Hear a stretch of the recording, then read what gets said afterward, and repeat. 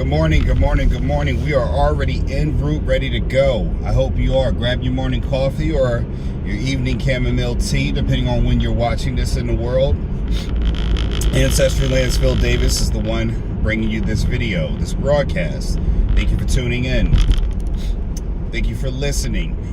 You do not have to always watch the video, folks. You can also listen to just my voice only. If you're watching this video, we do have cutscenes for you to have some other entertainment than to sit here and listen to me, just watch the road all day. Although I can say the drive is very stimulating. You're going to see things. You're going to see different things on this drive. I like doing these videos while I'm driving. It allows me to empty a lot of thoughts that otherwise I'm thinking internally when I'm going to work. Let me ask you a question. What do you think about when you go into work? Are you conscious of the fact that you are sometimes having an inner dialogue when you are on your way to work? Well, today, folks, we're going to take 476 south, going into the lower parts, entering in the lower parts of Philadelphia. This slow old car here. Now, you're going to sit here and wait. You're going to get in this lane, but still take 14 years. If you got that big old truck, that Denali there, learn how to drive it. Son of a beeswax here, okay? Folks, I'm trying to cut down the actual instinctive cursing. It's Morgan Freeman in there driving. That's what's the problem. Not the Morgan Freeman, but, anybody who knows me knows what I'm talking about when I refer to that. So you're trying to get into the left lane, but your right lane is open. Instead of getting into the right lane, you're going to peer into the right lane a little bit and wait for it. You only got a Yukon Denali, one of the biggest, longest trucks that are family operated. Outside, the next size up from a Denali is a box truck, and he's going slow as he can. Why? Thank you. Any which way, folks, I'm glad you're joining here with me today. Yes, sometimes, I don't have road rage. Just want to make that clear. I just get upset at people doing stupid things when they drive and they're not aware. And folks, I do not encourage you to get road rage. I do not encourage you to, engage with people and things like that, because you don't know when someone's stupid enough or they're driving in this manner. The last thing you want to do is have a conversation with someone who may not be in a place, the same place you are, going to have a civil discord. Again, the word is civil discord, meaning that you're going to have an argument that does not end in bloodshed or worse, okay? So not everyone's down for civil discourse. They're down for fatal discourse. So again, folks, you should not encourage with that. And again, remember, you being upset is not as valuable as getting to your destination. But be upset, but realize it's a passing moment, because again, that car went a different way and I went a different way. Give yourself time to let your emotions pass before you act on them. And we spoke on that yesterday. I'm always going to hit on that because this video directly relates to that, in the sense of this is a follow-up video from what I discussed the other day about my daughter Penelope, her taking issue with she didn't want to be on camera anymore. Now again, if you reflect back, the video was simply about her being my first, employee, if you will. Not real first employee, but the first family employee, that I hired. You have these videos talking about hiring your children, paying your children a wage in your business, creating family legacies, all these high-level black talking points that, they get tons of hundreds of thousands of views, and everyone's yes, yes, yes. But few are actually doing it to the point of showing you. And again, I will say, after we've had that woman, that low-life woman who decided to let her toddler wax grown women's nether regions, the most inappropriate thing in the world, who was arrested on charges of child abuse, if you will. This is quite different. This is teaching your children to do the slower, lower level, entry level jobs. Not waxing someone's nether regions talking about they're getting business experience. This is about, again, when I look at what I see on the news, that woman had her daughter doing a very low level, inappropriate form of business operating. One, that she was not qualified to do at 5 years old. The other is that she was not age appropriate at the level that she was hired into. And that's it's a sad but great example of what I talk about. Your child needs to be in the right position. So my daughter, who skipped a grade, I don't say that to be redundant, but she's a high-level mathematician for her age. She can calculate very quickly, and when I see that proficiency, I want to utilize that very, very much to my advantage and to hers as well. Because I had to, kind of demonstrate to my children, actually my family and my wife too as well, that a lot of times the advantage that my family brings to me is an advantage that I give back to them, because however high I go is as high as we go. This is when you're operating in a family where the man is the leader and also is the breadwinner. Not because we simply want to ride on titles, but simply because I do make more money than my wife does. I've had my career for well over 20 years. She has a budding career where, it's kind of evolving to her preference. She's finding how she wants to fine tune what her career pathway may be. But a lot of times people want to be the leader for the sake of just being in the leadership position. They don't want to be the leader because of the responsibility. They want to be the leader because they just want the authority. And I've said that many times before in other videos.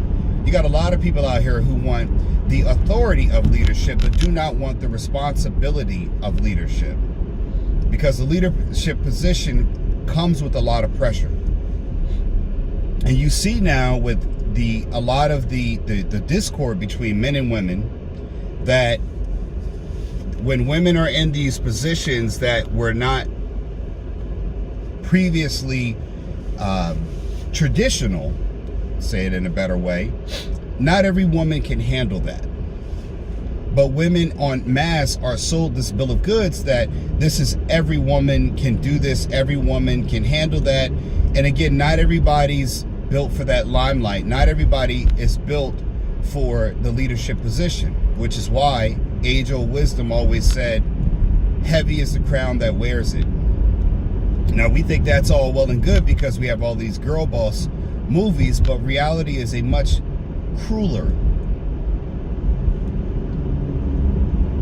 image that's displayed in front of us, not a rose-colored glass. So my daughter now has had time to reflect on it. And I waited until I got home, got settled, and I said, hey, what was your decision? And she says, hey, Dad, yeah, I'll do the videos. And again, most parents will say, great, okay, I got her to kind of do what I wanted her to do. And I said, well, why? This is where I press. As a parent, you need to press on the why. And one thing I do agree with businesses, and I apologize for the sunlight, we probably will insert cutaways just to help you not have to deal with the sunlight because it's very bright. You can imagine what it's like for me driving directly into the sunlight. But again, this is what it's like when you're on the East Coast, which a lot of my viewers are not on the East Coast. They may not see the sun rising in the same way that it does when it's rising from the east. The sun rises quite differently when I lived on the West Coast as opposed to now when I'm back on the East Coast. It's a much different sunrise. It's beautiful on both ends, but it still is quite different if you pay attention to it. And most people may not, they may see the East Coast in parts, but they wouldn't know one iota of what it's like to travel through, in the East Coast, what the streets are like, what the roads are like.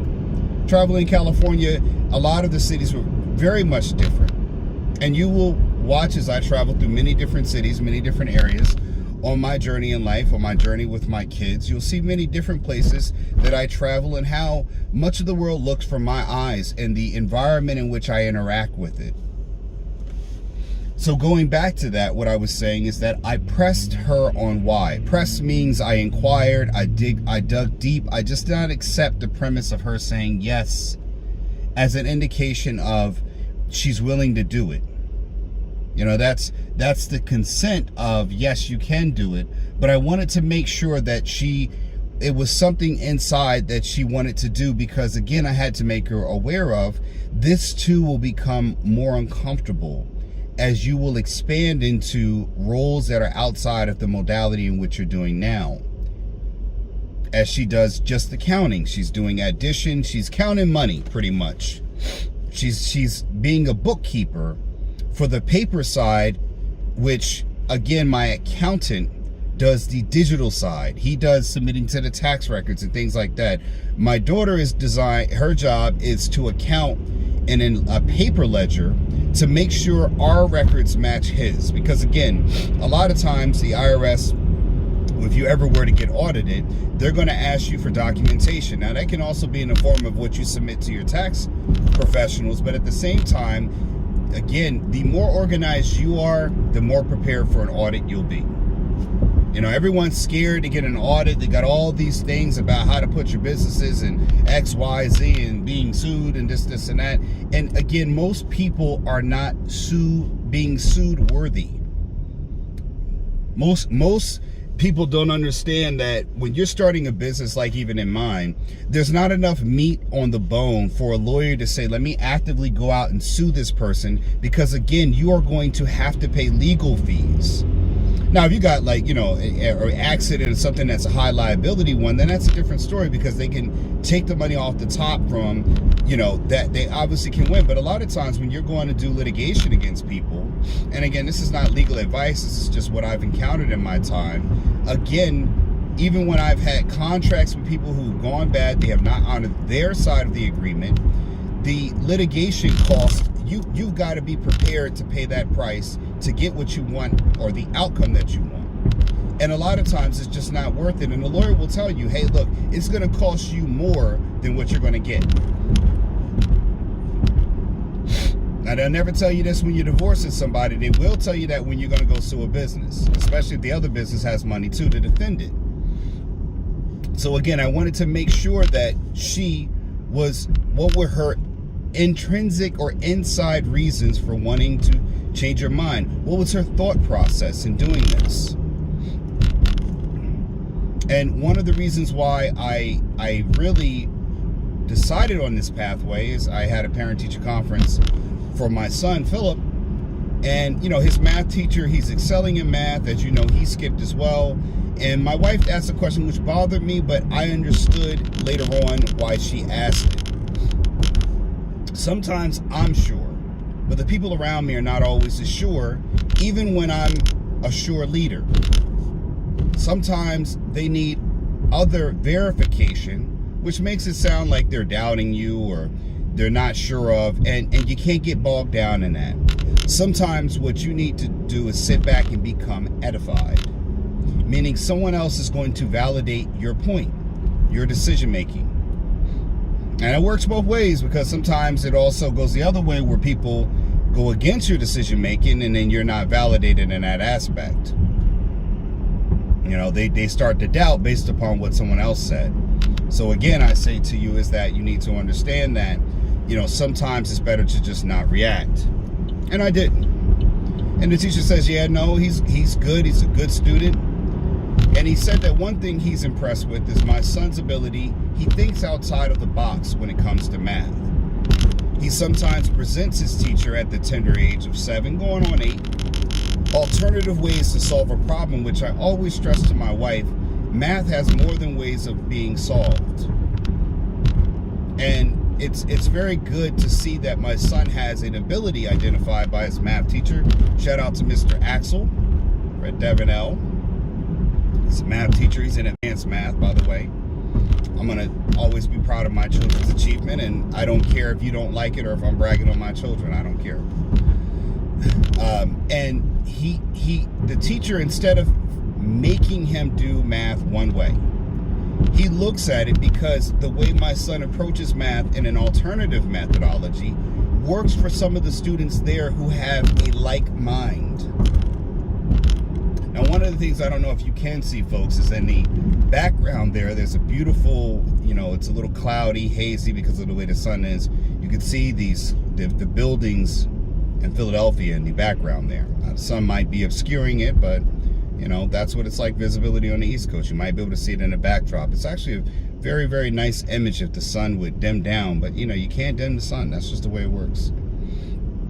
And the teacher responds to that and appreciates my son's ability to look at math from a different perspective. I do as well. Because a lot of times my wife sometimes is rigid in a way, and he could have teachers like that.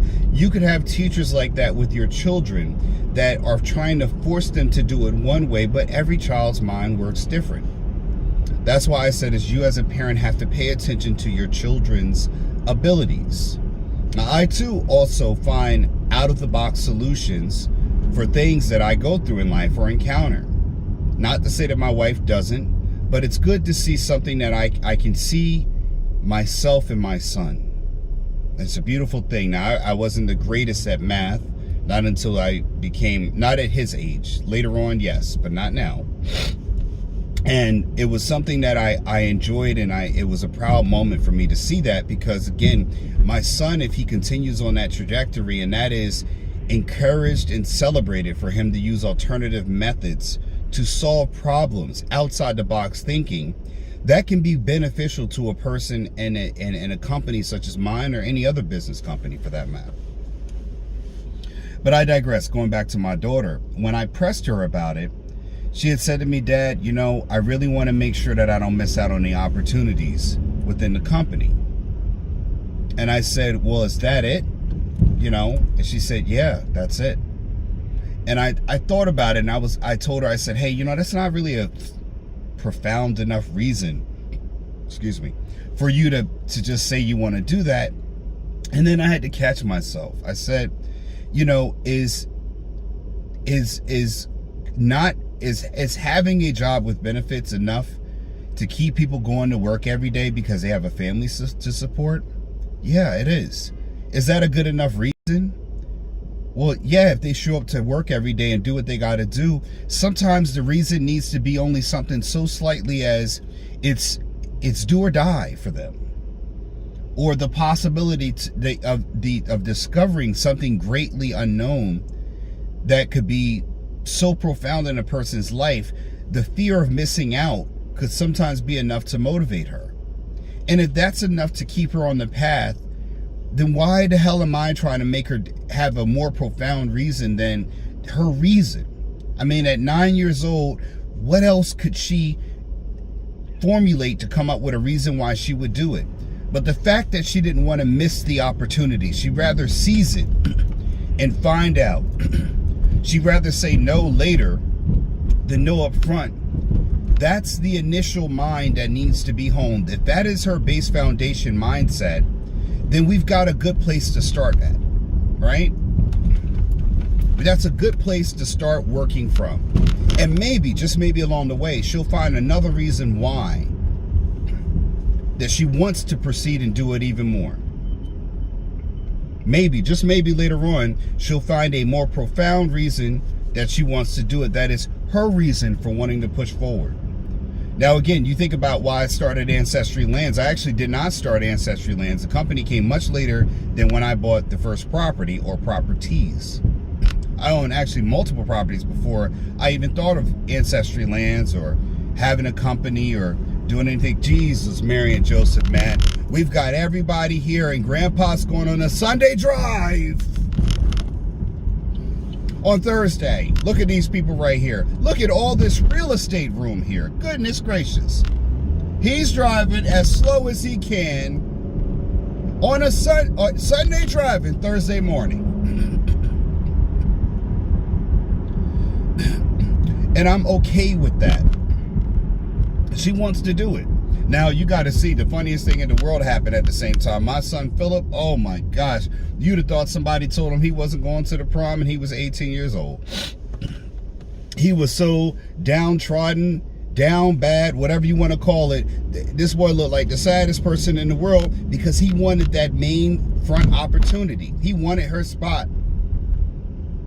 And I had to tell my daughter, hey, look, you know what? What you're taking advantage of in life, you see how your brother's looking over there like he's a starving wolf, you know, looking like he's wanting you to fail at every turn. It's not because he wants you to fail. It's because he wants your opportunity. He wants your spot. That's going to be the same way when you have a job you're not performing well at. There's always someone eyeing for your crown. There's always going to be someone looking to replace you. There's always someone who wants to be in that quarterback's position, who wants to be better than Tom Brady. Don't you dare get over into my lane, lady. There's always someone that's saying, hey, I want to be a better something than what you are. And it doesn't matter if you're male or female, model, it doesn't matter what you're doing. There's always someone who wants to replace you and take your spot. The only question is, who's hungrier for you? Can you keep your spot? You got a lot of husbands and wives complacent in their marriage, not evolving, not increasing. You know, and I said that a lot of times you're in a marriage where a person does not feel they have to do anything more to keep you because they already got you. A man doesn't feel like he has to do anything extra in provisions, protection, direction, or correction because he already has the woman. He doesn't have to evolve or keep increasing his value because he already has the woman. A lot of men stop working out, get lazy, get fat because they do not continue to increase their own value because they've already sold their value. It's already gone. They cashed in their chips, no longer playing. Instead of being competitive.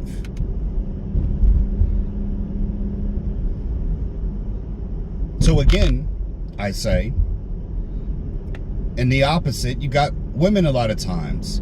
They don't feel like they need to do anything, don't need to please their man, don't need to do it, because they already have the man.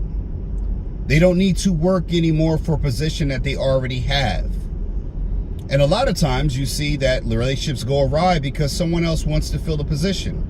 Or the position is not being filled as it's been described when they were looking for that position to be filled initially.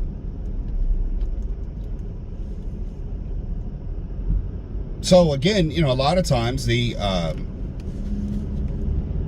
people become complacent. They don't feel like they have to do anything. This is the problem with always hiring someone, a spouse or a loved one. Because when you hire someone who, you know, again, like let's say my wife or something like that, directing her as a boss as opposed to she's a wife, which one is the higher position? A boss, an employee, or your wife? The wife is obviously the higher one. Because if she fails, if she doesn't do what she needs to do and gets fired, she goes back to being a wife. There's no incentive for her to do better. Some people, they don't need that. They're just overachievers or highly ambitious, highly motivated, high-performing people. Those people they want to win based off merit, and there's an inner drive that allows them to succeed in that capacity. But some people, they stay at the higher title no matter where they are.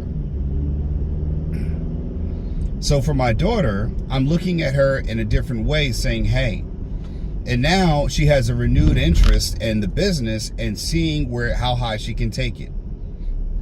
And again, she didn't want to lose her spot, which I love. She did not want to lose the advantage that she's been given in life. And her first test, she's passed.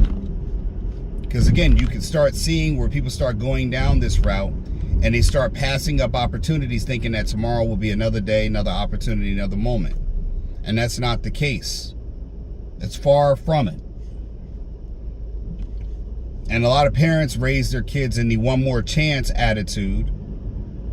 And what ends up happening is life gives them no more chances. Life gives them only one chance or no chance at all. And we as parents failed them miserably because we set them up in a world where they have endless opportunities because we feel sorry for them.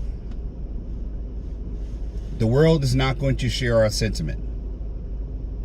And the other part about it is that her brother said, and what she said before I even got to it, she said, hey, maybe we'll do a video together. You know, now again, this does not mean I have a full-on go-ho or green light to just do all endless videos with my children being at the forefront. That's not it.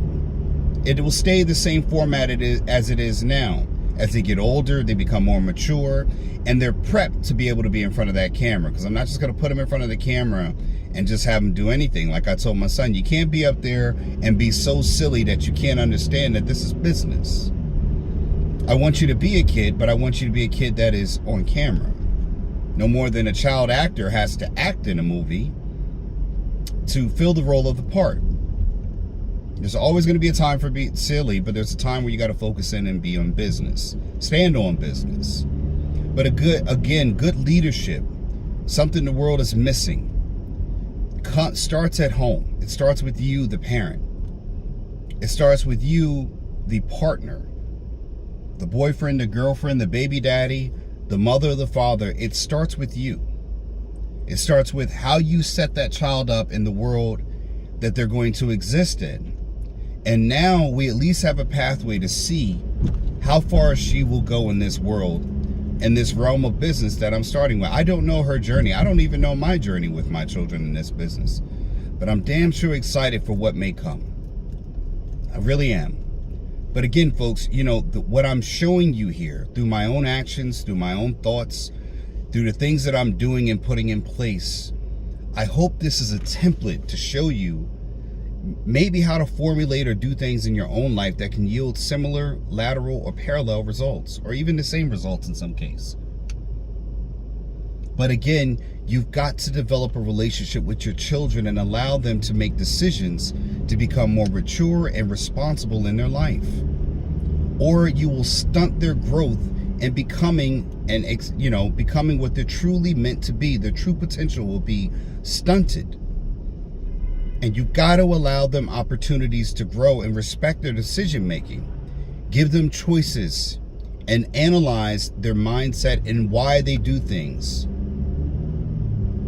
I'm very proud of my children. I'm proud of what they are and what they will be, even though that story has not been written yet. That ink has not been, that page has not been turned.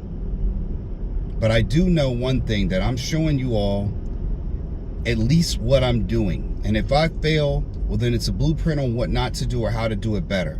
If I succeed, it's a template and maybe in a path you should follow, or how to create your own path in the same way that I've created mine. Now, I don't have a whole lot of business background or anything else like that. Before, a guy who the only thing I did was took care of patients, inserted IVs, wiped up people's behinds, took care of people who were at the worst points in their life, because everybody will end up in the hospital at some point. I'm the person you always see when you're at your worst. But it's a good thing to see something at its best evolving into something that's better. And I'm so thankful and honored that you all are here to watch these videos with me. I'm honored to see other men inspired by my fatherhood, my fathership of my children, my parentage of my children. Because I know a lot of people out there don't have those results, don't have that relationship, don't have that marriage. And my marriage is not perfect, folks, by any true measure of the light. But what I'm building here, when you're with someone that you're building things with, you know, building a house ain't all fun and games like it is when a person goes and buys it. It's rough, it's ugly. But the outcome, what you stand as a reward in having good children,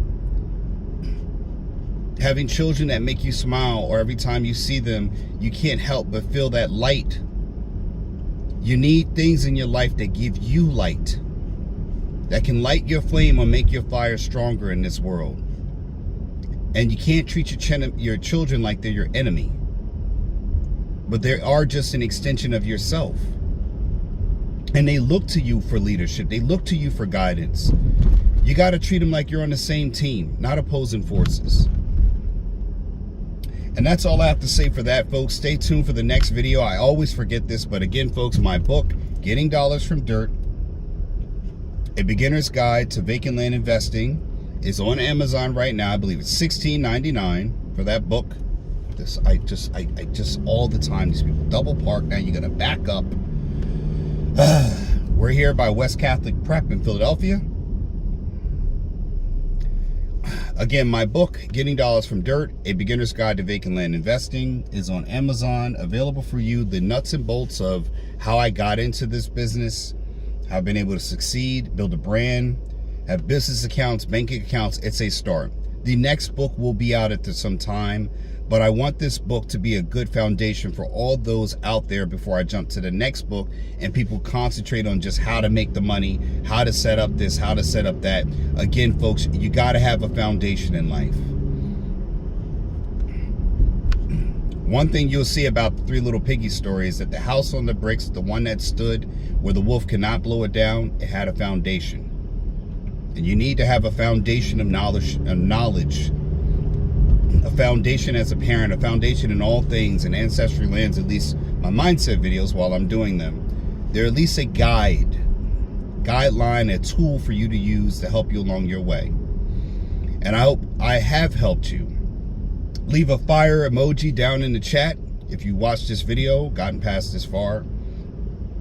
If you got any value from this video, please leave a comment below and say something about how this video might have helped you. Like, share, subscribe. I'm your host, Philip Davis. Have a good morning, take care, and good night. Peace. Are you confused with today's real estate market? With high interest rates and overpriced housing, it can be hard to find something to own at the right price. Available on Amazon, Getting Dollars from Dirt by author Philip H. Davis is a game-changing book that invites you to embark on a thrilling exploration of this often overlooked asset class. This book is your roadmap to unlocking the secrets of vacant land investment. Inside these pages, you will uncover the transformative power of vacant land as a wealth-building tool. Discover how to spot promising properties, assess their true value, and capitalize on market trends. From understanding zoning and permits to leveraging financing strategies, you'll gain the knowledge and confidence to make savvy investment decisions. With each page you turn, you'll gain a deeper understanding of the profound impact your investments can have on the world around you. Getting Dollars from Dirt is not just a guidebook, it's a call to action. Whether you're a seasoned investor or a curious novice, this book will empower you to tap into the immense potential of vacant land and embark on a journey toward financial freedom and a brighter future.